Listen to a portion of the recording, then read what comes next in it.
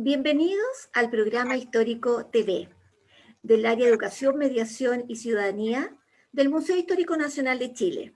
Hoy 24 de marzo, en la actividad donde iniciamos nuestra segunda versión, Nación con Región, estaremos en el museo más austral del mundo, el Museo Antropológico Martín Gusinde en Puerto Williams, en la isla Navarino. Y junto a su director, Alberto Serrano, y todo el equipo de ese museo, estaremos en diálogos en torno a la cultura yagán, recordando siempre que estamos preocupados de mantener las relaciones con todas las comunidades y eso es muy importante para el Museo Histórico Nacional.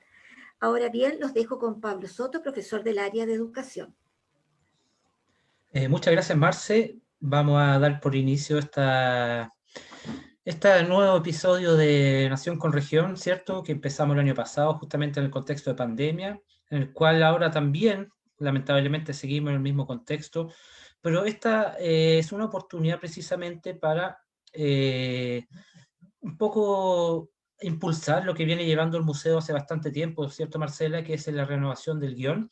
Y por lo mismo, esta actividad que ya empezamos a realizar desde el año pasado, va justamente en ese enfoque, tener obviamente vínculos, conversaciones con las regiones, con los museos de regiones, pero también con sus comunidades, porque estos mismos museos están representando también a sus comunidades, y para el Museo Histórico Nacional, como Museo Nacional precisamente, es muy importante tener estas instancias para precisamente ir potenciando y reforzando nuestro guión con colecciones que también pertenecen a otras regiones. Así que vamos a empezar con una breve introducción precisamente del Museo Histórico Nacional. Como muchos de ustedes conocen, quizás algunos no, se encuentra ubicado en la Plaza de Armas de la ciudad de Santiago, antiguo Palacio de la Real Audiencia, como ustedes pueden ver.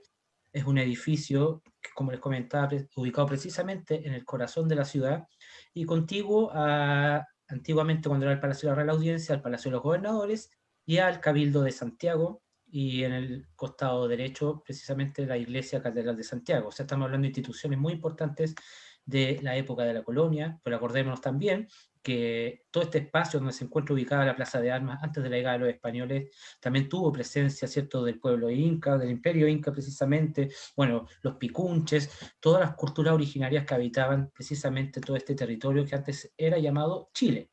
Un poco para comentarles de este edificio, que es el tercer edificio que alberga precisamente la Real Audiencia, ahora Museo Histórico Nacional. Los dos primeros edificios tuvieron algunos problemas precisamente con los terremotos. Acuérdense que Chile es un país sísmico y en la época de la colonia los dos primeros edificios fueron construidos con material ligero, precisamente con adobe, lo que es un material muy bueno para construir, pero lamentablemente no es muy bueno para los terremotos. Por lo mismo, cuando mandan a construir este edificio que estamos viendo en pantalla, lo van a hacer con una técnica especial que se conoce como la argamasa. ¿Qué es la argamasa? Bueno, una técnica de construcción que lleva clara de huevo, y la gracia de esta técnica, ¿cierto?, que lleva argamasa es que esta clara de huevo se mezcla con cal, con agua y con arena y forman una mezcla conocida como argamasa que precisamente va a servir para pegar este edificio. La gracia es que este edificio nunca más ha caído desde el año 1808, han pasado más de 200 años, ¿cierto? Y es un edificio que se mantiene en pie precisamente gracias a esta técnica de construcción. Bueno, el edificio ha sido testigo de grandes sucesos de nuestra historia, primero que nada la época de la conquista, ¿cierto? Luego, en el periodo de la independencia, se va a transformar en nuestro primer palacio de gobierno, antes de que se trasladara hacia la Moneda. Se van a tener muchos sucesos históricos que van a ocurrir acá. Luego, cuando deja de ser Palacio de Gobierno en el gobierno de Manuel Bulnes Prieto, donde se traslada este Palacio de Gobierno hacia la Moneda, se va a convertir en la Intendencia de Santiago. Como pueden ver, esa torre que ustedes ven ahí precisamente se amplía se le agrega ese balcón que ustedes pueden ver ahí, cuando don Benjamín Vicuña Mackenna era intendente de la ciudad de Santiago.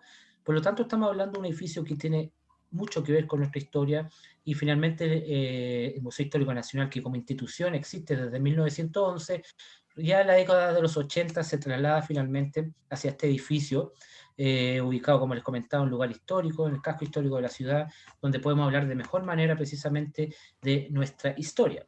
Así que, Marce, si quieres te dejo a ti primero para que comentemos un poco a dónde vamos a entrar, y ahí me das el pase para que comentemos un poco dentro del salón. Sí, vamos a dar inicio al tour virtual. a la sala Los Primeros Habitantes. Vamos a entrar al primer piso, pero todos nuestros auditores, todas las personas que nos están viendo, tienen que saber que estas salas ya no tienen esa exhibición. Por eso, como tal tú dijiste, que estamos en un cambio de guión, es importante que todos sepan lo que significa eso. Pero ingresemos a la sala para que todos después comprendan el por qué tienen que ir los cambios de guiones en los museos. Esta es la sala que nos habla de nuestros primeros habitantes, de los pueblos originarios. Estamos hablando de pueblos que son 13.000 años antes de Cristo. En el caso de llegar, Alberto es el especialista, después nos va a contar hace cuántos miles de años estuvieron antes de la llegada de los españoles. Y en el antiguo guión museográfico de la antigua exhibición permanente del museo, solamente esta sala cuenta de nuestros pueblos originarios. Entonces, muéstranos tú ahí. ¿Qué estás mostrando ahí, Pablo? Sí, primero vamos a hacer algo más macro porque, bueno, luego vamos a presentar, ¿cierto?, a nuestro invitado estrella, que es Alberto Serrano del Museo Antropológico Martín Gusinde, pero antes vamos a hacer una pequeña muestra, como bien comentaba Marcela, de una sala que ya no existe en el museo, porque estamos precisamente trabajando en este nuevo guión como museo histórico, un trabajo que abarca todas las áreas del museo, ¿cierto?, nosotros como área de educación también, porque precisamente va a ser un cambio que va a acercarnos más al tiempo presente, ¿cierto?, y lo que se relaciona con la historia de Chile, y cómo esto también se enseña. Por lo mismo podemos ver este mapa de Chile y quiero comentarles, bueno, este pequeño salón grafica un poco la presencia de todas estas culturas originarias y nombrado aquí como los primeros habitantes de Chile. Lo interesante es que, bueno, vamos a encontrar precisamente algunos objetos que representan al pueblo mapuche, ¿cierto? El rehue, como pueden ver ahí, los jarropatos, la manta del onco, bueno, los Rapa Nui, que es un pueblo que se anexa al territorio chileno ya en el siglo XIX, pero no por eso no son importantes, ¿cierto?, como cultura originaria, pero hay que hacerle el alcance precisamente de que ellos recién van a ser parte del territorio chileno en un momento cuando ya Chile ha logrado su independencia, o sea, la presencia de ellos o el contacto con los españoles va a ser después. Pero también podemos ver presencia de, por ejemplo, objetos que representan a las culturas diaguitas, a la cultura también atacameña. Acuérdense que los diaguitas y atacameños también, todos ellos tuvieron mucha influencia del imperio inca, y lo que también se ve reflejado en nosotros mismos en el presente, la presencia incaica fue muy importante.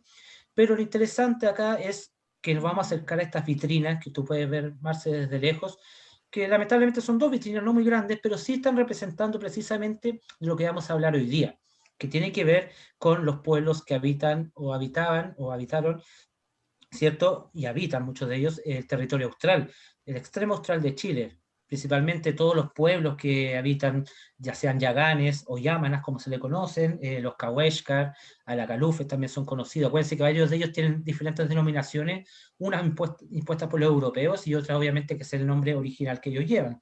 Tenemos a los tehuelches o a los aoniquenc, también están representados aquí, los selknam, los onas, los chonos, que son un poquito más al norte de más o menos Chiloé, por ese sector, pero son todos pueblos y culturas originarias que van a jugar un rol muy importante precisamente en nuestra formación como país. Acuérdense que fuimos conquistados, pero la cultura queda presente y eso se ha reflejado también. De algunos objetos, Marce, que podemos ver acá, yo sé que lamentablemente a través del tour virtual no se van a ver muy bien, pero son objetos que representan, muchos de ellos originarios, originales, ¿cierto?, que representan estas culturas. Por ejemplo, podemos ver esta especie de bota. ¿Tú sabes de qué está hecha, Marce? Es de cuero, y hay que decirles que no es una pieza etnográfica, hemos aprendido palabras nuevas. Es una pieza del siglo XIX del pueblo Jaoniken, que nosotros le llamamos comúnmente los patagones. Pero ¿por qué usaban Exactamente. esas botas? Porque hay que pensar que allá es el extremo austral, para gente de otros países capaz que nos estén viendo, donde hace mucho frío, mucho viento y mucha nieve.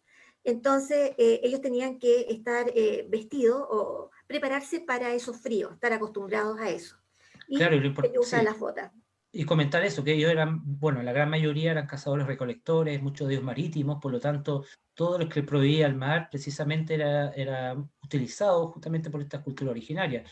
Podemos ver algunas ondas, algunos cintillos que representan precisamente cómo era el estilo, la forma de vivir de las culturas de esta época. Lamentablemente la vitrina de acá al lado no tenemos la posibilidad con el tour virtual de hacer un acercamiento, pero sí podemos ver desde lejos algunos objetos que son representativos precisamente del pueblo Yagán, o Yamana, como les comentaba. También hay algunas cosas de los Onas, de los Oniken, pero por ejemplo esa canoa que no se divisa bien, pero sí vamos a poder divisarla y la estamos viendo luego con Alberto desde Puerto Sí, Williams, donde sí. profundizaremos un poquito más, pero solo mostrarle estas piezas que tenemos que estaban exhibidas en el museo. Podemos ver esta cesta que representa un poco también esta idea de cazadores-recolectores, la canoa, porque muchos de ellos eran pueblos canoeros que salían con sus familias. Aquí hay que destacar el rol importante también de las mujeres. Muchas de estas mujeres se encargaban también precisamente de mantener el fuego vivo, salir a cazar algunas de ellas. Y también algo importante, Marce, ¿cierto?, que tiene que ver con estos arpones. Como muy bien comentabas, y luego profundizaremos un poquito más junto a Alberto, estos arpones, según lo que conversábamos, estuvimos leyendo, tienen dos denominaciones o formas de nombrarlas, ¿cierto? Es un arpón etnográfico, perdón, y otro arqueológico. Y hay algunas breves diferencias que podemos destacarlas, pero ya vamos a profundizar más con Alberto desde Puerto Williams, porque ahí es donde tenemos precisamente todos estos objetos a escala mayor, ¿cierto? Y muchos de ellos originales, ¿cierto, Marcela? Cierto, y como para empezar a darle el pase a Alberto, tenemos que Y agradecer a presentarlo, Alberto, claro. a Alberto Serrano, director del museo, a su equipo, un tremendo equipo, que sabemos que son pocos, pero si no se trabaja en equipo las cosas no resultan. Después eso nos va a contar Alberto, que como somos un museo nacional, nosotros tenemos que contar la historia de todos y todas los chilenos y todos también, y no solamente contar la historia de Santiago. Y por eso está tremendo trabajo que están realizando del cambio de guión museográfico para contar más cosas de otros lugares de Chile, pero hay museos, como en el caso de que nos va a mostrar ahora Alberto, son museos especializados, insertos en una comunidad, que nos hablan de ellos, y esa es la riqueza que tiene el Museo de Martín Cusinde. Por favor, le damos el pase a nuestro director, Alberto. Hola Marcela, ¿se escucha bien ahí? Súper bien. Súper bien. Hola Pablo, ¿qué tal? ¿Cómo están? Hola, hola, muy bien, gracias. Gusto en saludarles aquí en esta transmisión. Primera vez que logramos hacer esto. Ya voy a explicar bien por qué. Para explicar un poquitito ahora respecto de la geografía, no sé si pueden subir un poquitito más, a lo mejor la imagen, para que se pueda divisar ahí la pequeña localidad, por ahí está el museo, pero ahí se ve esa línea, quizás ahí, eso está perfecto, porque ahí está la isla Navarino, que es donde nos encontramos, donde está Puerto Williams, esa línea que tiene dibujada, como que parece como rara en el Google Earth, es realmente la frontera, el límite divisorio, que acá es bastante extraño, bastante absurdo, está dibujado sobre el canal, el Onayagua, que era el nombre originario, hoy día conocido como Canal Beagle, que separa la isla Navarino de la isla Grande de Tierra del Fuego. Es decir, nosotros estamos justo en el lado sur de la isla Grande de Tierra del Fuego, mirándola de frente, digamos. Y lo que miramos es territorio argentino. Entonces, nosotros tenemos, ahí si luego ya te acercas a Puerto Williams, tenemos un cordón montañoso también a nuestra espalda. Por lo tanto, este pueblo, así como el museo, queda mirando, digamos, hacia el norte, hacia la isla Grande de Tierra del Fuego, justamente en lo que es parte de la Tierra del Fuego ya argentina. Oh, sí, se ve muy bien. Se nota, o sea, la vista que deben tener ustedes desde el museo debe ser muy bonita, ¿cierto, Alberto? Sí, oye, y otra pregunta, Alberto, que lo hemos conversado antes, ¿y cómo un museo allá, cómo surge ese museo? Porque ustedes están en tierras yaganes, está el pueblo yagán, pero ¿por qué al gobierno, al Estado, tuvo la gran idea, que fue buena, de hacer un museo en ese espacio, en ese territorio? Bueno, es ¿Cómo? muy buena tu pregunta para comenzar esta conversación y que en el fondo justamente tiene que ver con el territorio que estamos observando y un poco lo que mencionaba recién Pablo en relación al pueblo Rapa Nui, que en el fondo son territorios que el Estado de Chile anexó con posterioridad, digamos, a su independencia. Entonces hay otra dinámica en el proceso colonial, en el proceso colonizador que se vivió en estos lugares. Así es como, entonces, bueno, luego de la instalación de los estados, como bien se pudo apreciar recién, acá había una disputa entre Chile y Argentina por todo lo que es la Patagonia y el extremo austral, y bueno, y los mapas todavía no estaban muy claramente delineados, por lo tanto se enfrentaría a un conflicto inminente a lo largo del siglo XX entre ambos países, justamente por este territorio. Entonces, en esa carrera por establecerse acá, digamos, en el extremo sur, se funda Puerto Williams como un punto estratégico, y dentro de la conformación de Puerto Williams, cuando era solo una base naval, la Armada de Chile ve y la gente que estaba acá en el fondo se da cuenta de que establecer un museo, un lugar donde de alguna manera se marque como desde la visión chilena, como lo que llamaron en ese momento soberanía cultural o una participación, un conocimiento del territorio, disculpa, es un conocimiento del territorio en que, digamos, se marque la soberanía chilena. Espera. Sí, dale nomás. Sí, sabemos que estás con la cámara ahí en vivo, Ahí, mostrándole un poquito el museo. Disculpa, que estoy aquí con la cámara, estaba viendo una cosa. Bueno, entonces, justamente en esa perspectiva de la necesidad de afianzar la soberanía chilena acá y de que el Estado, digamos, marque su presencia, también surgió la idea de establecer un museo, lo que también fue en esta como suerte de competencia, fue fundado antes que cualquier otro museo en la ribera argentina del territorio. Y todo esto con miras a el arbitraje, el laudo arbitral que realizaría la corona británica en los años 70 para dirimir como árbitros entre Chile y Argentina a quien correspondía, digamos, la soberanía por este territorio. Perfecto. Así que ese es el origen de este museo, que es un origen bastante distinto tal vez hacia cómo ha ido evolucionando con el tiempo el trabajo. Bueno, el museo después sufrió una completa remodelación y renovación, que ahí también se reorienta también la misión institucional, que en un principio estaba muy centrada en lo que en general es en Puerto Williams, digamos, en busca de afianzar la soberanía chilena del territorio. Claro, y lo importante también decir que un museo hermano, entre comillas, de nosotros, ¿cierto? Que también somos parte dependiente del Ministerio de las Culturas, del Servicio del Patrimonio, por lo tanto, esa es la idea justamente de estas actividades, de generar estas instancias para conversar, nosotros como Museo Nacional precisamente, y con museos regionales, para justamente hablar de la historia de Chile y de cosas que muchas veces quizás conocemos, pero no sabemos en profundidad, así que gracias por darnos a conocer el territorio también. Sí, pero además hay que reconocer que cuando son tan aislados, tan lejanos, que es el caso de ustedes, por ejemplo, uno no se imagina la historia que han tenido, como en el fondo la creación del museo, el Puerto Williams. Uno tiene que ser demasiado interesado por una parte específica. Y hay una cosa política que está detrás antes de hacer el museo comunitario. Y además tú hablas de un quiebre que después me imagino nos contarás, porque el museo primero, que fue hecho en la época de los navales, y después cuando pasa a ser de la DIVAN, nuestra ex DIVAN, al cual hoy día somos la mayoría de los museos de Chile, que pertenecemos al Ministerio de las Culturas. Entonces también ver qué es lo que mostraban antes y qué mostraban después, y ahí tú con el cambio de misión que tú también dijiste, y que nos vas a contar ahora, porque eso es tremendamente importante, saber los cambios. Yo estoy aquí mirando en el teléfono, digamos, porque estoy en la sala, estoy viendo la ampliación de Google Earth, ahí voy a poner, a ver si es que se logra ver. Voy a dejar de compartir el Google Earth entonces para que ya entremos de lleno con Alberto desde allá, desde Puerto Williams, y vamos a ir haciendo a modo de conversación precisamente nuestras mismas dudas, pero también las dudas que va a tener gente que nos están viendo, así que por favor, escríbanla, eso. Eso, cualquier duda, pregunta, lo pueden hacer a través del chat y vamos a estar ahí atentos para responderle. Así que Alberto, te dejamos a ti ahora entonces para que continuemos con pantalla. Eso, para que aparezca en pantalla. Ya bueno, ahí como a modo de presentación, aprovecho de saludar porque yo estoy con el teléfono en la mano, digamos, realizando aquí el guiado.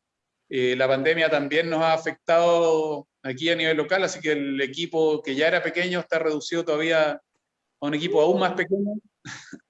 Entonces, y también, bueno, con las condiciones técnicas, ahora afortunadamente lo que la pandemia por lo menos nos trajo una mejor conectividad ante una emergencia que logró activarse una mejor conexión a Internet por otras vías que antes no estaban disponibles acá en la localidad, digamos, es decir, a partir de este año recién el año que pasó tenemos la posibilidad de tener una buena conexión a Internet, que antes era muy precario. Entonces, bueno, ahí yo me aprovecho de presentar, voy a poner aquí la canoa, la embarcación que tenemos, que se puede ver en el museo, voy a pasar al otro formato, a ver si se puede ver. La idea es que me estoy viendo yo. A ver ahí, eso es. Voy a ir yo grabando y filmando, digamos, viendo la exhibición permanente del museo. Bueno, para complementar lo que veníamos hablando, mencionar que efectivamente el museo se diseña en esa estrategia, pero inmediatamente fue fundado o decretado como una misión soberana de país y es rápidamente traspasado a la Dirección de Biblioteca, Archivo y Museo el año 75, con un decreto, digamos, como con urgencia en mira a este conflicto que venía con Argentina. Entonces fue un museo que se origina acá, pero rápidamente con este correlato de nivel central, en donde la Dirección de Biblioteca, Archivo y Museo, la DIVAM, de la cual somos legatarios, de la cual siempre dependimos y que ahora estamos en el Ministerio de las Culturas, las Artes y el Patrimonio, se hizo cargo rápidamente. Entonces se conformó este espacio justamente con esa orientación, con esta mirada desde el centro del país, digamos, sobre el territorio, para afianzar esta soberanía.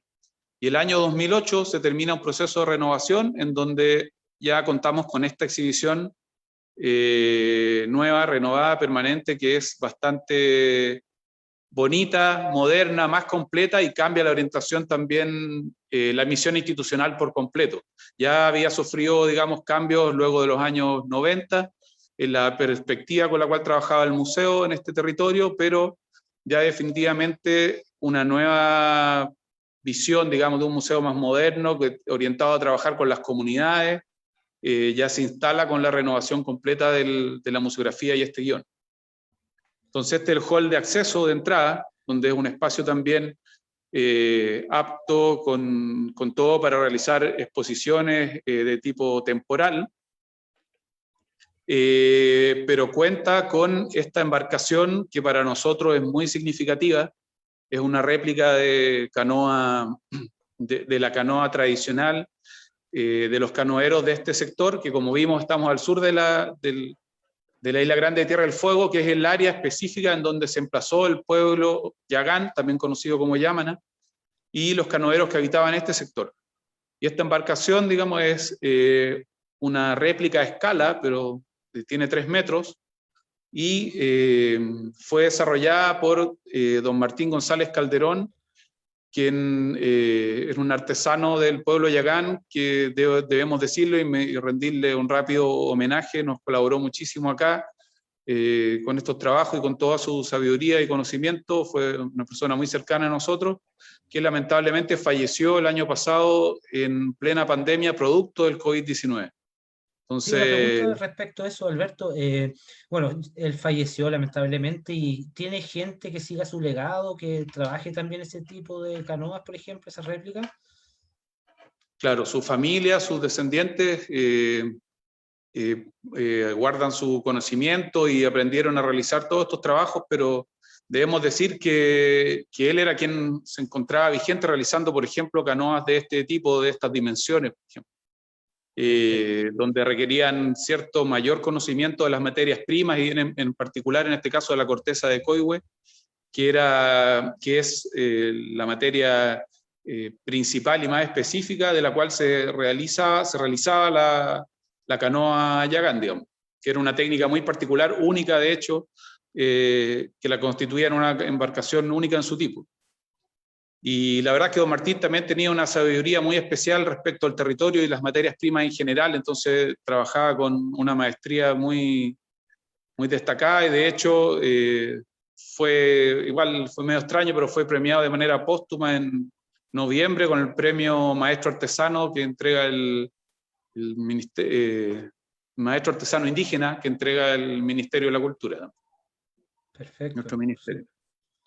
Sí, Entonces, igual la canoa es la misma réplica que está más pequeña, obviamente la escala más pequeña en el museo, pero claro, es la misma idea de estas canoas que se fabricaban, como tú dices, de madera de coihue, así que Muy buen Claro, dato. Corteza de Coihue, que es como la gran particularidad, lo que le hacía una embarcación única, son tres tiras principales de corteza de Coihue, que requieren bastante conocimiento para poder extraerlas de buena manera, como se puede ver, porque es bastante frágil. Si se puede ver ahí por ahí algunos, por ejemplo, la forma que tiene, y que iban amarradas entre sí las tiras largas de corteza, y que habitualmente con anterioridad se amarraban con barbas de ballena. Habitualmente la amarra que tenía entre sí la embarcación, y su estructura se hacía generalmente de lenga o roble, digamos, que es como lo más común la estructura, la base.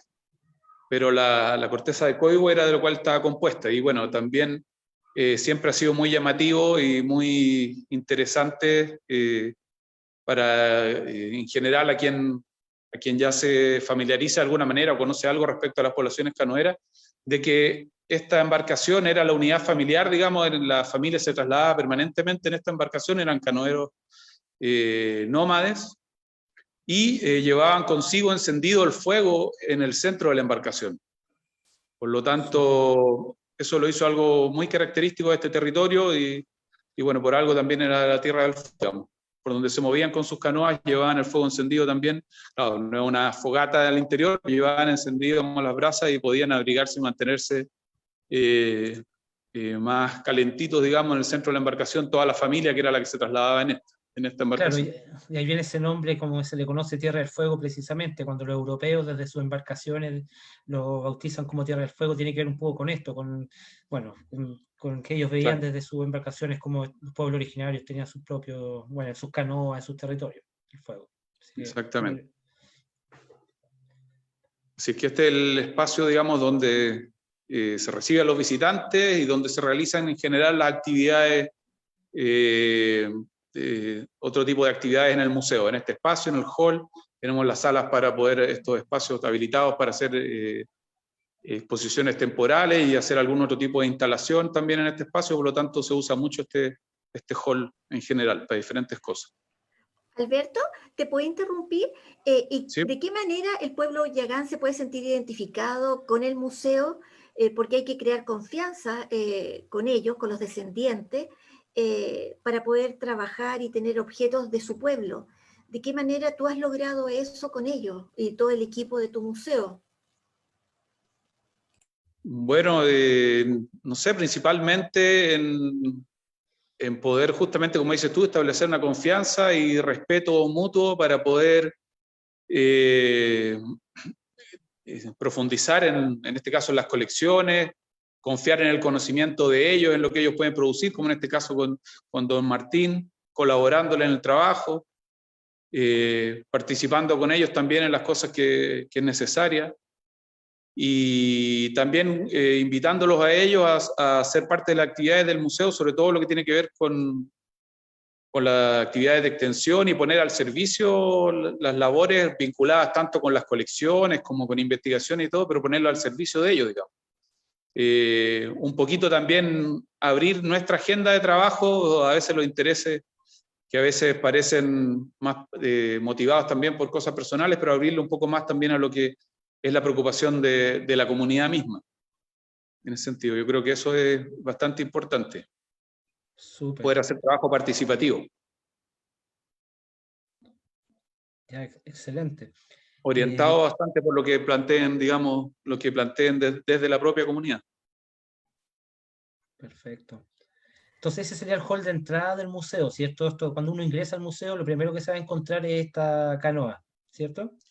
Exactamente, en un hall que también, no sé si se podrá ver, si da un foco hacia arriba, y tiene un poquito de luz, ahí se puede ver, son 3 pisos.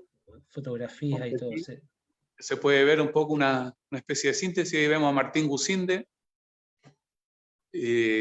Martín Gusinde, que de alguna manera también nos conecta con ustedes, con el Museo Histórico Nacional. ¿Por qué será? Cuéntanos qué nos une a ustedes con nosotros y Martín Gusinde, para que todo el mundo sepa. Bueno, ahí Martín Gusinde, a un costado de una fotografía de una mujer yagana también, que es muy significativa. Ahí está Martín Gusinde siendo parte de las ceremonias yaganes.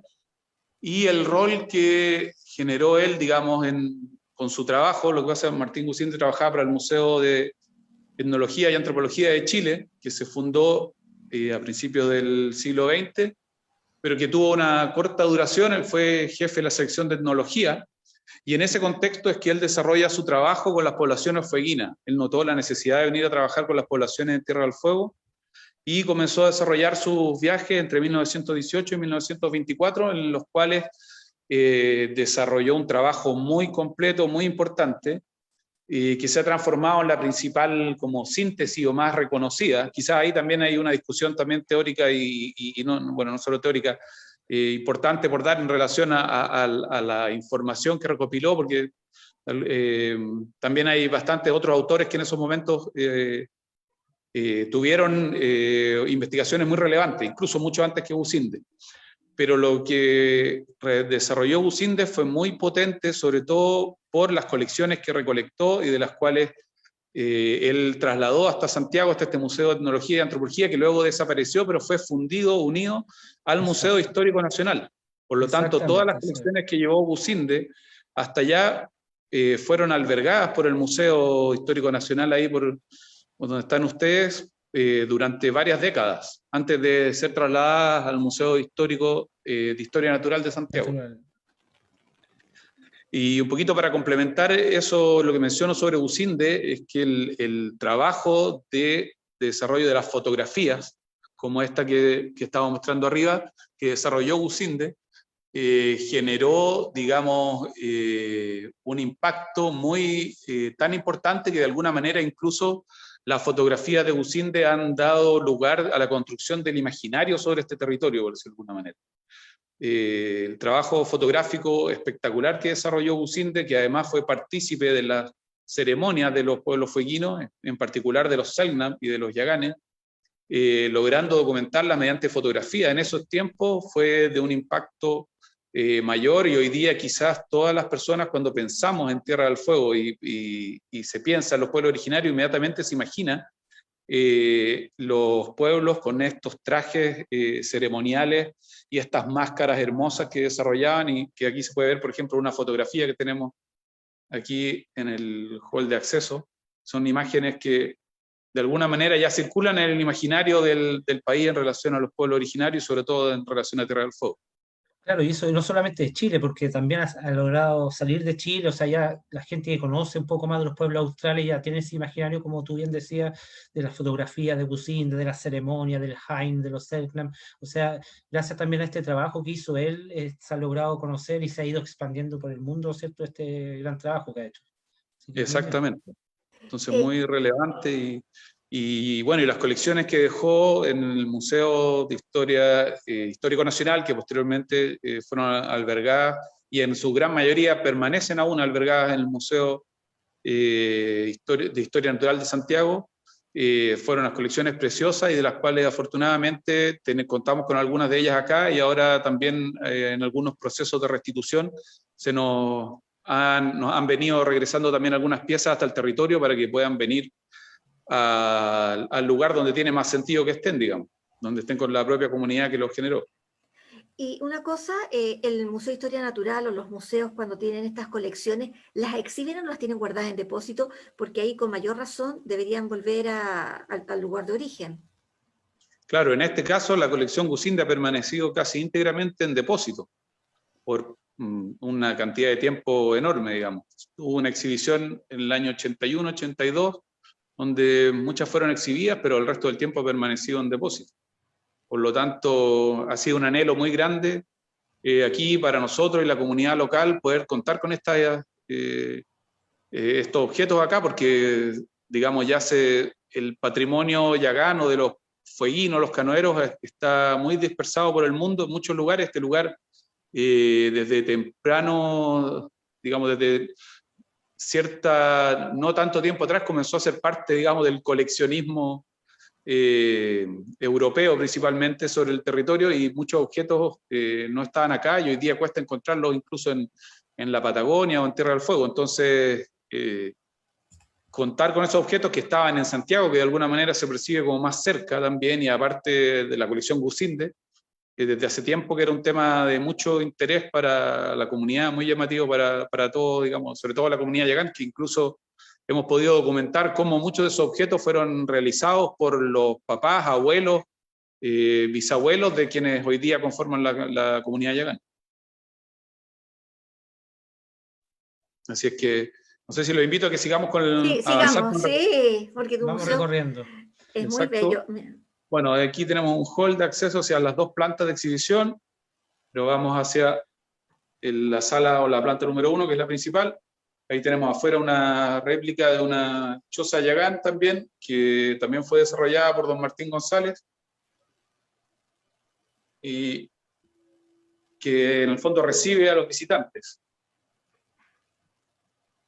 Aquí llegamos, digamos, al primer piso de la sala de exhibición, que nos recibe primero, digamos, con la exhibición centrada en lo más antiguo, lo que se llama, digamos, la Patagonia primigenia. ¿Y a qué años más o menos corresponden? Como para ubicarse uno. Buscando dar respuesta un poco a cómo fue el poblamiento originario del territorio. Y justamente ya las investigaciones arqueológicas han establecido en 6.500 años antes del presente la presencia ya de las poblaciones canoeras acá en el extremo sur del archipiélago.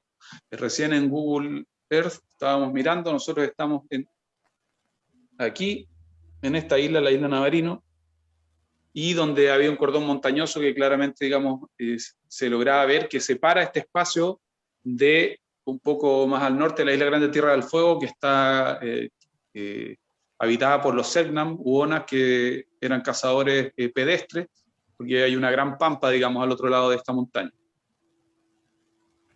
Así que y también el poblamiento es más antiguo en la isla Grande de Tierra del Fuego, con presencia de hace unos 10.000 años antes del presente de poblaciones asociadas, digamos, a los cazadores pedestres.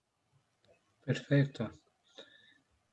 Sí, eso se pudo ver con el Google Earth, un poco el territorio, se puede ver nuevamente ahí con el mapa que estás mostrando precisamente. Claro, son diferentes pueblos y culturas que abarcan todo este territorio austral. Entonces ahí se va diferenciando entre un pueblo, a pesar que tiene muchas similitudes y también algunas diferencias, como lo que comentaba, a lo terrestre, otros más marítimos, pero todos comparten precisamente algunas cosas. Sí. Exactamente. Entonces el recorrido del museo comienza abordando esta pregunta, el conocimiento originario y también toda la colección arqueológica que lentamente se ha ido conformando, porque este sitio completo, digamos, toda la isla Navarino, todo el territorio es un gran sitio arqueológico. El modo de vida nómade canoero llevó a que muchos espacios, que prácticamente todos los espacios del archipiélago, si no de manera permanente, pero al final es tantos años, son 6.500 años al menos, que la presencia humana en cada bahía, en cada rincón, en todos los lugares estuvo más que reiterada. Por lo tanto, hay una presencia permanente, sobre todo de los sitios conocidos como los conchales, concheros para los argentinos, que es una acumulación permanente de conchas principalmente hoy en la actualidad, digamos, porque en el fondo es la acumulación permanente de los restos de todo lo que utilizaban y consumían los canoeros en sus detenciones, por decirlo, sus campamentos en donde permanecían por diferentes periodos de tiempo. Entonces aquí podemos ver objetos propios de su cultura. Ahí podría hacer la diferencia de los arpones que tienen ustedes a los que tiene el Museo Histórico Nacional. Claro, porque acá nosotros contamos con arpones justamente encontrados en estos sitios arqueológicos, como estos, por ejemplo, que son un poco más pequeños que lo que habitualmente se encuentra en los arpones que llamamos etnográficos, y diferentes tipos de arpones. En este caso, estos dos arpones, uno monodentado y otro aserrado de varios dientes, digamos, también son encontrados en los sitios y presentan, digamos, una dimensión un poco menor que lo que nosotros llamamos los arpones etnográficos, que son los que, por ejemplo, en este caso, corresponden a la colección Martín Gusilde. Igualmente, si se puede ver ahí, hay un reflejo, pero ¿Algo se Sí, logra ve, percibir? Sí, se ve bien. Y la principal diferencia es que estos ya no eran confeccionados para ser utilizados en la casa, sino que eran confeccionados para el intercambio, para el trueque y muchas veces para el intercambio del trueque con los extranjeros, con los foráneos en tiempos ya más recientes.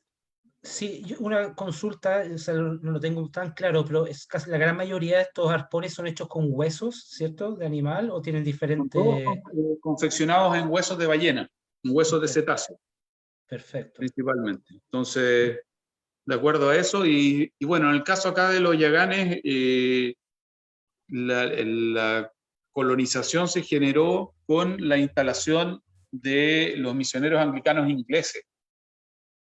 Y ellos, a mediados del siglo XIX, introdujeron rápidamente la noción, ellos comenzaron a comprarle a los yaganes sus diferentes artículos o herramientas, utensilios, para venderlos y intercambiarlos hacia Inglaterra y hacia otros lugares. Por lo tanto, introdujeron ya entre la población local la idea de confeccionar estos elementos, así como las famosas canoas a escala, como la que estaba en la entrada del museo, de su museo, el Histórico Nacional, como una manera de generar intercambio y también adquirir recursos, digamos, para vivir acá ya en esta nueva etapa de colonización. Perfecto, súper. Entonces ahí podemos ver tocados de pluma. Esto también pertenece a la colección Gusinde. Tocados de pluma con diferentes usos. Pelotas de intestino de lobo. Sogas de tendón de guanaco. Collares de caracolas trenzados en tendones de lobo marino. Digamos que utilizaban todos los recursos que les proveía este espacio, digamos, este archipiélago, que son recursos muy abundantes desde el mar. Digamos que en esta zona hay abundante presencia de recursos marítimos. Es muy importante señalar eso. Ya, súper. Te hago bueno, una consulta en el lado donde están los ONAS o los Selman, llegan los misioneros, los salesianos, y los tratan de proteger, los llevan a la isla Dawson. ¿Qué hacen los anglicanos con ellos, con el pueblo yagán? ¿Solamente los tratan de convertirlos, tratan de cambiarlos? ¿Qué cosas hacen con ellos como pueblo? Bueno, un proceso colonizador, como tal, los quisieron evangelizar, pero la diferencia es que hay una importante diferencia entre los anglicanos y los católicos, digamos. Entonces, los misioneros anglicanos principalmente trataron de cambiar el modo de vida de los yaganes acá en el territorio. Ellos vinieron a establecerse acá, bueno, los anglicanos para empezar venían en pareja, estaban casados, habían marido y mujer, lo cual genera una diferencia muy relevante en relación a los salesianos, por ejemplo, o cualquier otro, digamos, misionero católico. Claro. Exacto, entonces ellos se establecían acá con sus familias, tratando de cambiar el modo de vida de los yaganes, pero aquí viviendo con ellos en el territorio, generando misiones en las cuales atraían a los yaganes a que se unieran a ellos a vivir de esta nueva forma, transformándolos de canoeros navegantes en más bien una vida de agricultores ganaderos sedentarios. Perfecto, sí. Entonces, bueno, esa fue quizás tal vez la mayor causa de la declinación y la mortandad, prácticamente por decirlo de alguna manera, un genocidio también en relación a la cultura yagán. O un etnocidio en el sentido de que, a diferencia de los Selknam, no enfrentaron estos episodios terribles de cacería de indígenas. Por supuesto que enfrentaron situaciones de ese tipo, pero principalmente lo que diezmó de manera muy violenta fue la instalación de los misioneros con las enfermedades que instalaron.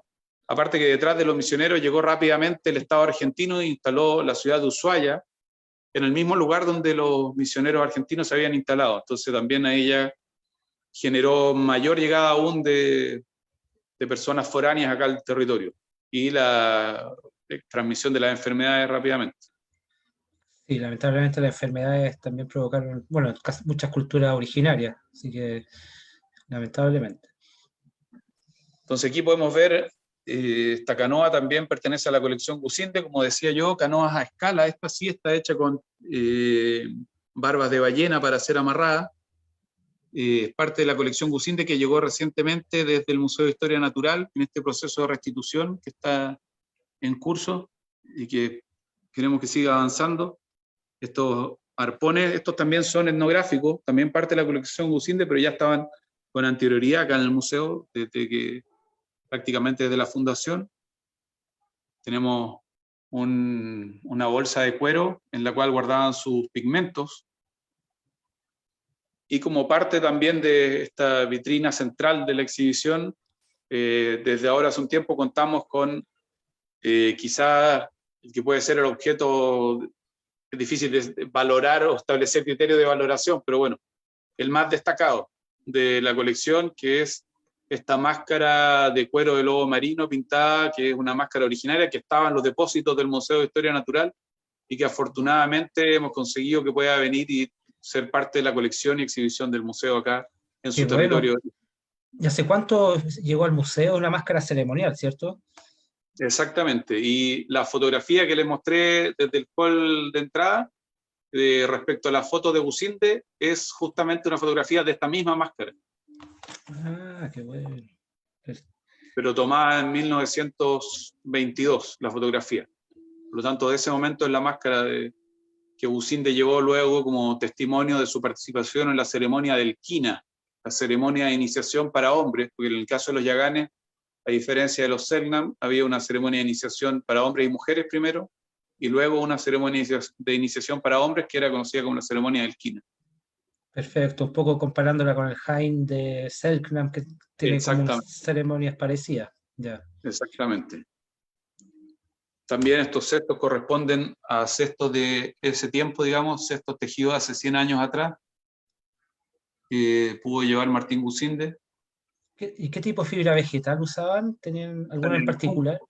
El junco, en particular un junco acá, que su nombre es Marsipospermum grandiflorum, para identificarlo de la familia de los juncos. Poco difícil de pronunciar, sí, claro, de decir.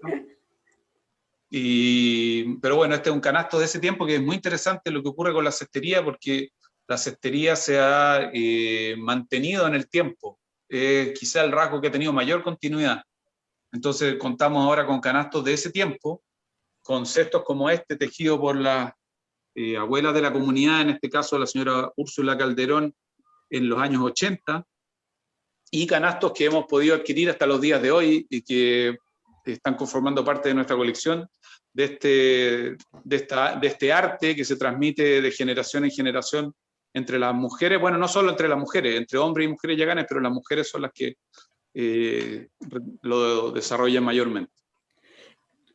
Ustedes en el museo y tú en particular, ustedes tienen un estudio y un trabajo comunitario con los yaganes respecto a los canastos. Exactamente, exactamente. Ahí pudimos profundizar justamente en esto, en el tipo de canasto, el tipo de junco, cómo se ha transmitido la tradición hasta los días de hoy, y lo que es muy interesante, cómo hoy día las nuevas generaciones están modificando también y reinventando para su trabajo todas estas técnicas que siguen manejando. Muy interesante, y generando otro tipo de elementos ya acordes a la realidad que se vive hoy. Es decir, collares, aros, adornos, y no solo la cestería propiamente tal como canasto, los que también realizan y los venden como artesanía como ingreso fundamental dentro de su economía. Y de la población actual que vive en Puerto William, ¿cuántas personas se reconocen descendientes de los yaganes? Son alrededor de 150 personas en Puerto Williams, y hay otra comunidad en Punta Arenas también, de descendientes. Y en total son aproximadamente unas 200 personas, no conozco el número exacto, digamos, pero aproximadamente más o menos eso. En Camp Puerto Williams son 150 personas aproximadamente. ¿Y en Williams el total de habitantes cuánto es más o menos? Como 2.000 personas aproximadamente. Perfecto. Ya, súper. Una gran rotación de los marinos. Exacto, bueno, de lo cual la mitad es población naval y de servicios públicos que tiene una rotación permanente muy alta, sobre todo la población naval. Súper. Oye, Acá y una también pregunta. Dime. Usted, voy a hacer una pregunta, quizás me salga del contexto de este momento, pero los mayores visitantes son la gente extranjera que va pasando en los cruceros. O estudiantes también pueden ser. Claro, en el año, bueno, si vamos a un año más o menos normal, digamos, Sin pandemia. Sí. hemos alcanzado estábamos teniendo alrededor de 8.000 visitas en el año. De esas 8.000 visitas, calculábamos más o menos, de acuerdo a cómo se ha movido el público, era más o menos mitad y mitad, sobre todo en la época de verano, turistas y gente, digamos, de afuera. Y la otra mitad, como decía muy bien Pablo, estudiantes y por las actividades que desarrollamos durante el año y también por espacios que tenemos, que facilitamos a los chicos como espacios de acceso a internet y espacios de ese tipo asociados a la biblioteca, en la cual también vienen muchos niños del pueblo aquí de manera frecuente. Excelente. Perfecto, súper bien, sí, excelente. Entonces, continuando con el recorrido, tenemos una canoa monóxila, que ya es un vestigio más reciente, porque obedece ya a los cambios en los procesos de cambio en las técnicas de navegación que experimentó el pueblo de Yagán aquí en el territorio. Aquí podemos ver una fotografía que es muy importante, muy antigua, de las más antiguas que hay, de 1882. Se puede ver una canoa con el fuego en su interior y cómo está la familia ahí abrigada en torno al fuego, en una bahía del sur. Muy buena fotografía. Claro, grafica un poco lo que estábamos hablando. Súper bueno. Exactamente. Son de los registros más, o los más antiguos realmente en relación a Tierra del Fuego y en particular el pueblo de Yagán, fotografías tomadas entre 1882 y 83. Acá tenemos otra de esas fotografías donde se ve la choza en la cual, digamos, vivía la gente y alrededor se ve el montículo que va conformando el sitio arqueológico, el Conchal de los días de hoy, digamos, que permanece hoy día como vestigio, donde encontramos muchísimos elementos propios de la cultura yaganta. Por ejemplo, ese mismo sitio donde hay conchales permanece igual, ¿no ha sido intervenido, por ejemplo, ese mismo lugar geográfico donde se encuentra esa fotografía o no? Ese lugar donde está, que es muy alejado hacia el sur, no está para nada intervenido, y acá hay muchos lugares que no están intervenidos y hay una amplia presencia de sitios arqueológicos, digamos, por todos lados. El mismo museo está emplazado prácticamente arriba de un sitio arqueológico, está a un costado del sitio arqueológico. Súper interesante, qué bueno. Bueno. Digamos, para poder ampliarlo, el año 2006-2007.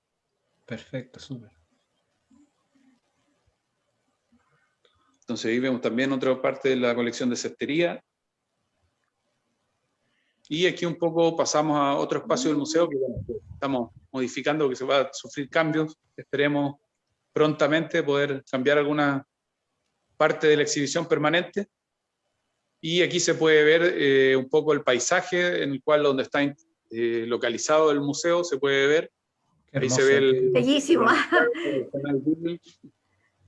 Afuera se ve otro espacio propio del museo, que es la casa Stirling, que era la casa del misionero, del jefe de la misión anglicana, que era una casa que movieron por el archipiélago los misioneros y que hoy día es parte también de la exhibición permanente del museo. Tiene una salita de exhibición contigua a esa casa que se cuenta la historia de las misiones anglicanas en el territorio también. Buenísimo. Te hago una consulta, Alberto, cuando tú hablabas de los sitios arqueológicos, que hay partes que no están intervenidas, ¿hay algunos que sean muy importantes para el pueblo yagán y que ellos no pueden ir a visitarlo?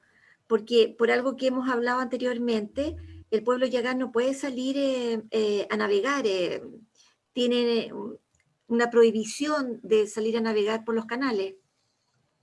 Exactamente, hay bueno, no es solo, o sea, es una prohibición para el pueblo de Yagán que debería tener ese derecho de todas maneras asegurado, pero es en general como está estructurada también la normativa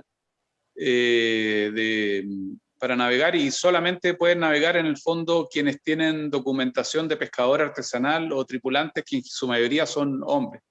Es decir, que de alguna manera se ha mantenido un poco parte del conocimiento de navegación a través de la pesca artesanal,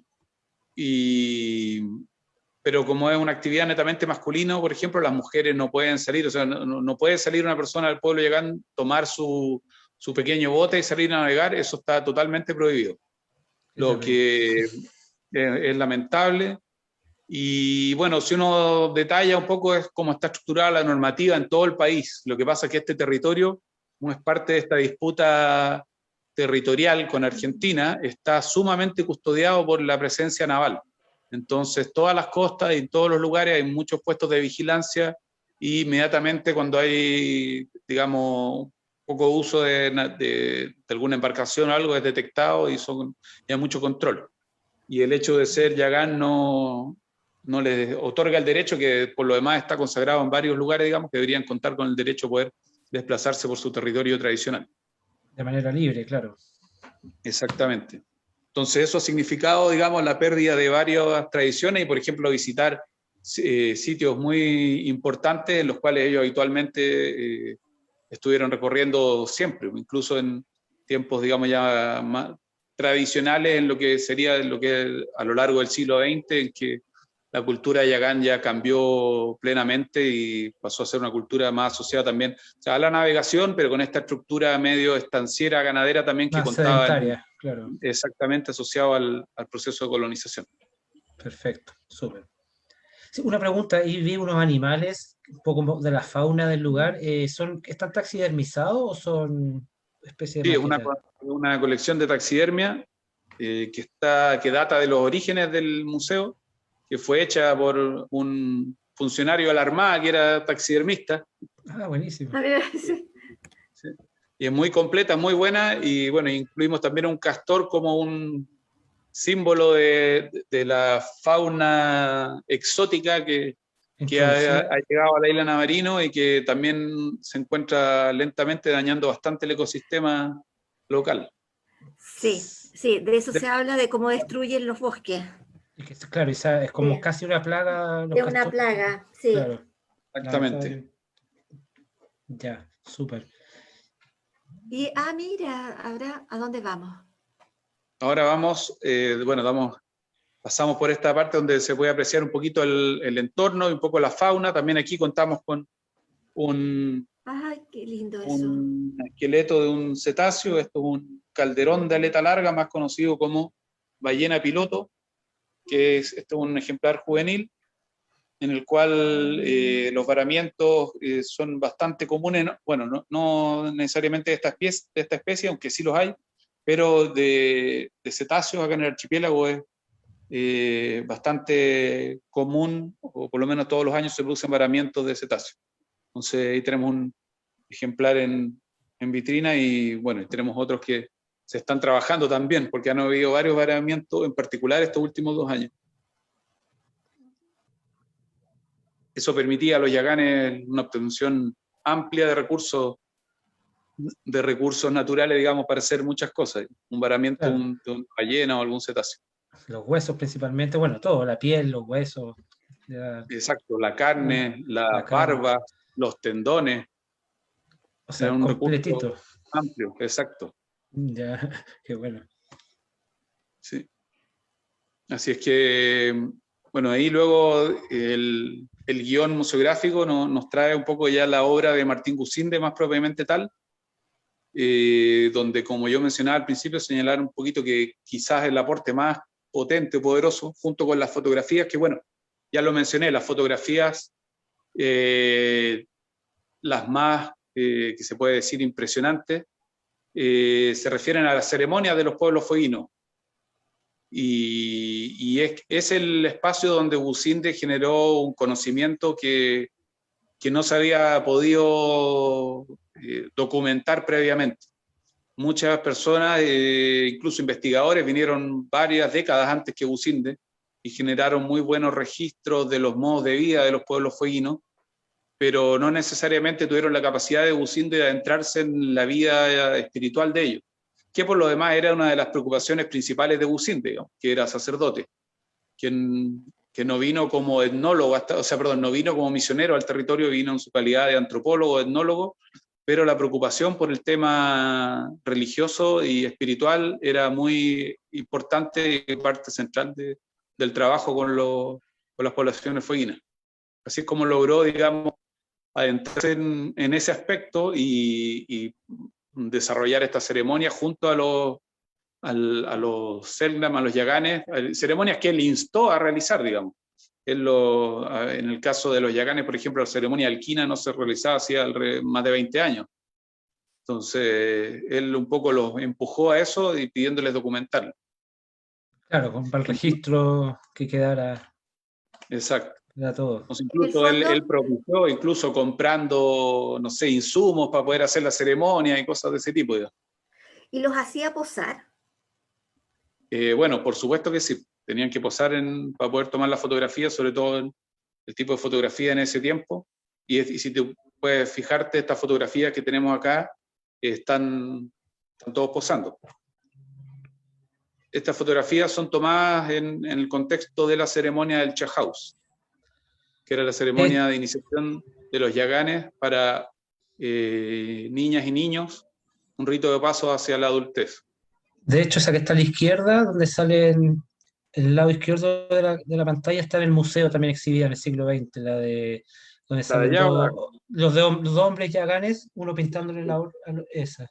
Está en la exhibición del Museo Histórico Nacional también esa fotografía, para hacer el alcance. Sí, ahí está pintándose, digamos, en el contexto de la ceremonia del Chahaus, está pintando un hombre a otro, digamos. Perfecto. Y bueno, interesante que estas fotografías, en general los participantes de la ceremonia, de esta ceremonia, y en general quien registró Businde, el pueblo yagán, digamos, son en su buena mayoría los abuelos, bisabuelos, tatarabuelos de las personas que actualmente conforman la comunidad yagán. Que ahí tienen un registro, porque Businde además fue muy pulcro en registrar los nombres de las personas y mucha información que otros visitantes del archipiélago no necesariamente documentaban.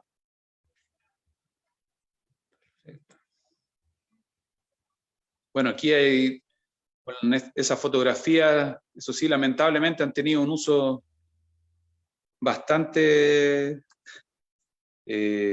variado, por decirlo de alguna manera, y hoy día uno las encuentra como parte de réclames de bebida, hasta de las propias cervezas.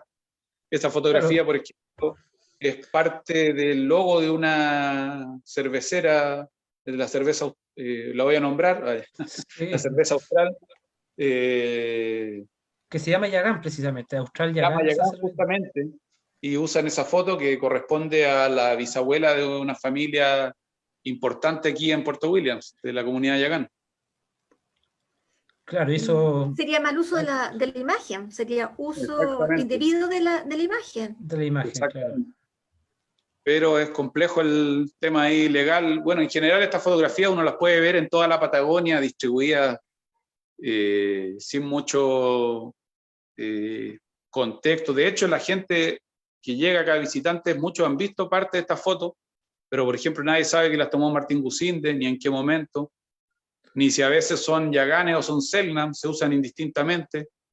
Claro, eso sí me he fijado. Claro, el Selknam, o muchos lo identifican solo con una cultura y en realidad son varias las que conviven, que convivían y conviven ahí. O sea, exactamente. Por eso es importante estas instancias también para ir aprendiendo cada día más detalles de los pueblos australes.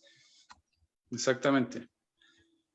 Entonces, aquí recorremos parte de la ceremonia, digamos, de los elementos fotográficos. Ahí se puede ver al centro esta imagen grande, si te fijas, está situada dentro de una fotografía principal que está dentro de la choza ceremonial.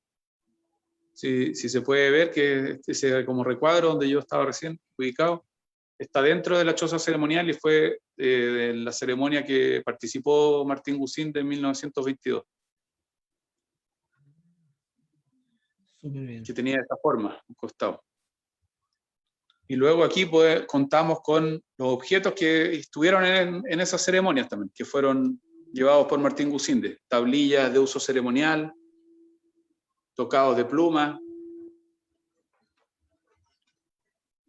una onda también tenemos, otros tocados propios de las ceremonias, bastones ceremoniales también.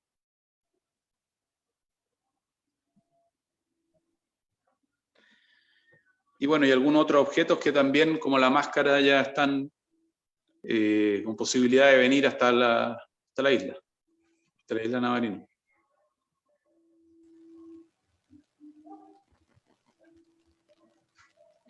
Sí, un poco respecto a lo que comentabas, Alberto, de esto como prohibiciones de navegación y todo desde el público que nos están viendo, preguntan que, bueno, o sea, más que nada plantea respecto a la nueva constitución de este de formato pluricultural, ¿cierto? Que sería muy importante que se tuviesen presente en la nueva constitución precisamente no solo los yaganes, sino que todos los pueblos originarios, para precisamente este tipo de cosas que suceden puedan tener también una forma de revisarla y darle a los pueblos originarios el lugar que merecen dentro de Chile. Esa es una pregunta que surge desde, más que pregunta, un comentario respecto a la nueva constitución y su condición de pluriculturalidad. No sé qué te parece. ¿Yo puedo Claro, agregar porque algo? dime. ¿Sí? Disculpa, Alberto, para colarme, seguir la línea del Pablo. ¿Ellos se sienten pueblo originario o ellos ya son nacionales? En el fondo, ¿qué se sienten los descendientes de los yaganes? Bueno, Eso, se sienten yaganes y chilenos. Es curioso porque acá, como estamos en la ya, frontera, como se está Claro. en la frontera, también hay, y mire, es importante que hayamos retomado el tema porque también hay una comunidad yagán en Argentina ahora, en Ushuaia. Bien. ¿en serio? Y exactamente, y están emparentados directamente con los miembros del pueblo yagán acá en Puerto Williams. Porque de alguna manera la instalación de esta disputa o esta línea divisoria de la que conversábamos al principio generó la división de las familias yaganes propiamente tal, familias que incluso parientes directos, incluso padres e hijos que no pudieron verse más, porque unos quedaron habitando el lado argentino y otros quedaron habitando el lado chileno.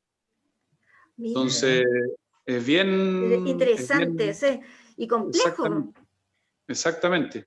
Entonces, también como buena frontera, por supuesto, unos adoptaron mayores modismos chilenos y otros modismos argentinos. Entonces, se produce esa diferenciación también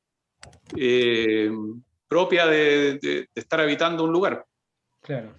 Y yendo Claro, hacia sí. el otro punto, ¿y ha habido como migraciones hacia el lado argentino del pueblo yagán, es decir, en la actualidad? Porque ¿de qué manera los tratan a ellos en el lado argentino? Porque ellos podrían elegir dónde vivir, en el fondo hoy día. Cruzan la frontera y se van. Claro, pero eso es un poco complejo, digamos, o sea, significaría un cambio ya en general, más bien la migración de las personas de acá es hacia Punta Arenas ya, Ah, ya. porque, porque la vinculación es bastante compleja, esta frontera que tenemos, y la vinculación que hay es realmente muy difícil ir al lado argentino. Hay muchas complicaciones, no hay un servicio permanente, no se puede ir, ponen una serie de trabas, la navegación no está expedita entre ambos territorios tampoco. Bastante complicado y ambos gobiernos ponen sus propias trabas y bastante celo en relación a la protección de sus intereses.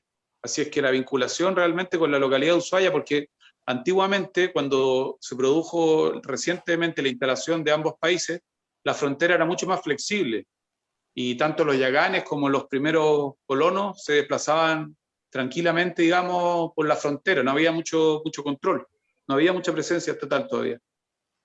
Pero eso cambió hacia los años 70 sobre todo después de los años 60 que se instala Puerto William, y cada vez la frontera fue siendo más difícil de cruzar.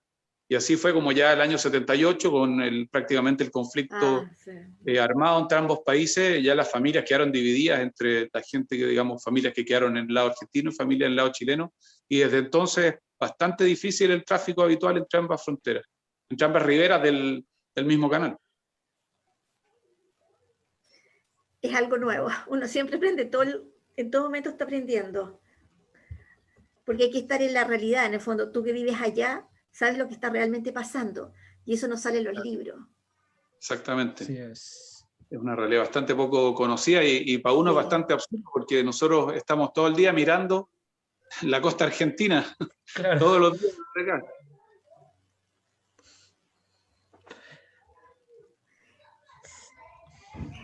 Y ahí en el museo tienen actividades insertas de la museografía para los niños, cosas para que ellos jueguen, o sea, didácticamente. Sí, tenemos algunos módulos, a ver, aquí me los salté porque di la vuelta por ahí. Tenemos algunos módulos donde los niños pueden, por ejemplo, revisar algunos cuentos tradicionales yaganes mediante la revisión de una historieta, por ejemplo, en este caso. Acá, bueno, hay otros cuentos más que se relatan, pero tenemos un par de módulos donde pueden seguir estos cuentos. En el hall de acceso también teníamos uno que, bueno, ya pasamos allá, pero acá hay una manera también de reconocer, los niños pueden jugar reconociendo aquí cuáles son las pinturas, los diferentes tipos de pintados yaganes, de pinturas faciales, que son también las pinturas faciales yaganes, son bastante llamativas y reconocidas. Entonces hay un juego interactivo para que los niños puedan ir aprendiendo más en relación al tipo de pintura facial. Entonces tenemos algunos elementos que invitan a los niños, digamos, y bueno, no solo a los niños, nosotros también, sobre todo son bien entretenidos de usarlos con ellos cuando estamos dando una visita, para conocer también algunos otros elementos de la cultura. Y bueno, podemos subir al siguiente piso también, porque ya ahí cambiamos un poquitito el tema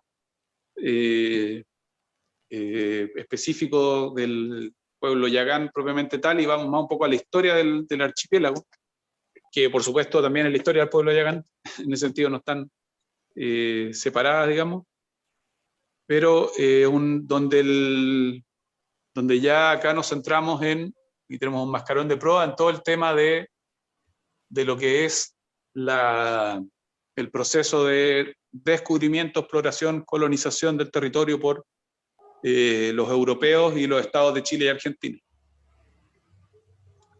Entonces acá tenemos un poco menos colecciones, pero nos permiten conocer toda esta historia de la cual en todo el rato hemos estado conversando también, que tiene que ver con los procesos de colonización y todo eso. Mira, una pregunta, Alberto, un poco respecto a un poco el área que nos compete a nosotros desde el histórico del área educativa. ¿Ustedes tienen un área educativa como tal? ¿Tienen contacto con los colegios de la zona? ¿Tienen alguna forma de brindar servicios educativos para la gente de la zona de Puerto Williams? Sí, totalmente. Tenemos un área educativa que somos siempre nosotros mismos nomás, porque somos Claro, un poquito, como poquito. Somos 4 funcionarios. Poquito, para que también poquito. sepan todo lo que significa ser poquito. Exacto. Sí. Claro. 4, y que en este momento somos 3.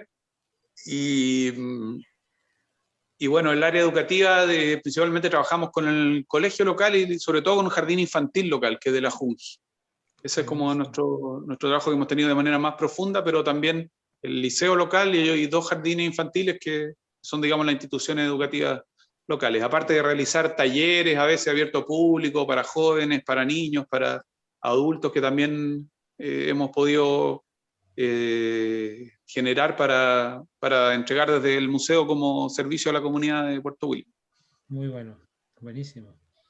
En el fondo son como 5 colegios, no son más que eso. No, menos. El liceo y los 2 jardines. Y 2 jardines, exacto. 3 jardines son a partir de este año. A 3, bueno, aumentaron los niños chiquititos. Exacto. La primera infancia aumentó. Claro, para que veamos las diferencias, claro, de una localidad pequeña como Williams, comparándolo con otros lugares, o sea, hay mucha diferencia entre un lugar y otro, así que por eso es tan interesante esta instancia que genera estas actividades. Entonces, de acá podemos ver también, se narra un poquito la historia de por qué este lugar, por quién fue descubierto, quiénes fueron sus descubridores, por qué se llama Cabo de Hornos esta comuna, la Isla Grande de Tierra del Fuego, también el nombre de Tierra del Fuego, desde dónde proviene. Ahí tenemos la imagen de Hernando de Magallanes. Y un poco todo el proceso como dije en principio, descubrimiento, colonización, exploración y luego asentamiento del europeo y de los estados chilenos y argentinos en este lugar. Quizá acá la colección más destacada con la que contamos es esta, en este espacio, que eso que se puede ver ahí se llama la colección Fitzroy, o Robert Fitzroy, que no sé si ubican al capitán Robert Fitzroy, ¿le suena por ahí? Sí, suena, sí. Claro, él era el comandante del Beagle, o el Beagle, hoy día es el canal Beagle o canal Beagle, quien es que descubre este territorio, digamos, en sus exploraciones ya posterior a la independencia de Chile, que desarrollaron un trabajo hidrográfico enviado por la corona británica, y que es muy reconocido, aparte muy famoso, porque en su segundo viaje de regreso vino junto a Charles Darwin. Por lo tanto, es bastante connotado ese viaje. Y en esos viajes ellos iban dejando, porque ellos iban haciendo los mapas de la zona. Esa era la misión que tenían, un viaje con fines hidrográficos y cartográficos. Y iban dejando en diferentes lugares, en particular, unas cajitas donde hacían lo que hoy día se llaman, y que también es bastante frecuente hoy día, como las cajas del tiempo, las cápsulas del tiempo. Bueno, ellos dejaban lo que llamaban los memoriales. Y dejaban en algunos cerros y lugares emblemáticos algunos recuerdos para que fueran recuperados en la posteridad. Hoy es como cuando suben, cuando suben hacia una alta montaña, la gente deja recuerdos y después viene otro grupo de avanzados en otro momento, se los lleva y dejan recambio. Claro. Exactamente. Una cosa así. Sí. Exactamente. Y esto fue dejado por Robert Fitzroy y su expedición en el monte Skiding, que es más cercano al que está en el estrecho de Magallanes, digamos, más que en esta zona, en su expedición en los años de 1830, y fue levantado por personal de la Armada en los años 80, y hoy día es parte de la colección del museo acá en el museo. Todos estos objetos de parte de ese memorial. Entonces se ven elementos propios de ese tiempo, monedas británicas, monedas brasileñas, botones de los trajes de la Armada Británica de ese tiempo, charreteras de sus uniformes. Esos elementos están en ese documento. Y bueno, y los mapas de la zona que hicieron fueron los primeros mapas detallados y la base cartográfica de toda la cartografía posterior y hasta la actualidad en este territorio. Descubrieron la isla Navarino, descubrieron el canal Beagle para los europeos, digamos. Lo descubrieron porque estos eran lugares muy cerrados. Este lugar era el lugar, digamos, más alejado del mundo, lo más austral que había. Entonces, en un principio no había navegación muy frecuente de los europeos hasta acá, y tampoco se aventuraban mucho por los diferentes rincones. Entonces recién en este tipo de expedición científica, entre 1826 y 36, en los dos viajes que hicieron, por ejemplo, pudieron notar que habían espacios interiores, aguas interiores, como el canal que bautizaron como Beagle, y Canal Murray, y la isla Navarino, y otros hitos geográficos acá de la zona. Perfecto, súper interesante todo lo que hemos observado. Pero además el museo es bellísimo y nos dio a conocer algo que uno desconoce. Uno tiene como los Yaganes, Cabo Nero, pero aquí nos mostraste toda la vida de ellos y lo que son hoy día también. Así es. Y también que hay Yaganes en el lado argentino y que no se comunican con los chilenos. También saber que el punto estratégico donde están ubicados ustedes. Exacto. Un lugar muy particular. Particular, tú lo has dicho. Y además son 200 personas, 200 Yaganes descendientes, 150 en el lugar de Puerto William y los otros en Punta Arenas. Entonces estamos hablando de una comunidad, una descendiente muy reducida, son muy pocos. Exactamente. Son pocas familias y poco en número, digamos. Sí, en número. Pero aquí en el territorio es muy relevante que todavía podamos contar con con su presencia. Es muy, muy relevante y una responsabilidad igual también para todas las instituciones, digamos, hoy día de poder cooperar en que la cultura pueda seguir desarrollándose. Un trabajo colaborativo. Sí. Exacto. Sí, súper. Así que ahí ya estaríamos llegando al final del recorrido. ¿Tenemos algo más que para ver? Exacto. Esas son las dos salas. Tenemos una sala afuera, como les contaba, con lo que se llama la Casa Stirling, la Casa de la Misión Anglicana, que tiene una sala de exhibición, porque hay que salir afuera y aparte ahora estamos haciendo unas reparaciones ahí, así es que no está para ir a visitarla, y esa es la tercera sala que tenemos. Vamos a tener que ir a conocerla físicamente, Sí. entonces. Vamos a ver de qué manera podemos... pescamos un avión y nos va. Oye, la pregunta es, ¿cómo llegan allá? Ustedes dicen en avión, tienen aeropuerto, cosas como... En avión desde Punta Arenas o en barco desde Punta Arenas, y en la temporada de verano hay unos cruces desde Ushuaia también hasta Puerto William. Ese camino que están haciendo nuevo, que piensan llegar, ¿va a llegar a Puerto Williams? Claro, la idea es que cruza por Tierra del Fuego y Sí. llega, luego sale cerquita de Ushuaia, en la isla grande de Tierra del Fuego, y se produce ahí, hay que hacer otro cruce en barcaza hasta la isla Navarino, y de ahí hay que venir 1 hora en auto hasta acá. Digamos que están un poco lejos. Y hay problemas de conectividad, sí. Sí, sí, eso es un tema complicado. Eso. Bueno, yo creo que sí, ya estamos llegando a la hora que habíamos dicho. No sé si hay alguna pregunta desde el público. Yo sé que hemos hecho algunas que no han Hemos hecho las llegar. preguntas, sí, las hemos ido leyendo, las hemos ido haciendo. Han estado Marce, viendo desde desde Buenos tu Aires, también te han estado viendo. sí, de Sí, Chihuayante, a estos sí, lugares sí. ha tenido bastante visualizaciones. Así que eso es bueno para que precisamente la instancia esta de Nación con Región nos lleve a conocer estos museos que para nosotros mismos son desconocidos, para conocer mejor de sus colecciones. Así que, y también de sus comunidades, que es lo más importante. Nosotros como justamente funcionarios de museos profesionales trabajamos para las comunidades, y eso se da mucho más incluso en regiones. También se da en los museos nacionales, pero estamos hablando de que es mucha más gente la que nosotros tenemos que nos visita. Así que agradecer a Alberto. Y a ver si Marce, no nos sé si quiere, a ver, Alberto, ¿quieres decir algo? eso, Estás invitar a la abierto al gente. mundo, sí. No, agradecerle a ustedes por el espacio para poder mostrar la exhibición, contar parte de lo que desarrollamos acá. También se ha dado también por conversar algunos temas casi anecdóticos de cómo es este lugar, que estamos tan lejos en una isla en particular. Y nada, pues dejar invitado a la gente que venga, y que también si hay preguntas o algo interesante poder contestar. Y también que estamos funcionando siempre, nos pueden encontrar también en redes sociales al museo, para obtener, digamos, si a alguien le interesa, digamos, desde Facebook, Instagram, nuestra página web, y eso principalmente, pues, dejarlos invitados a conocer acerca de este lugar y de lo que desarrollamos acá.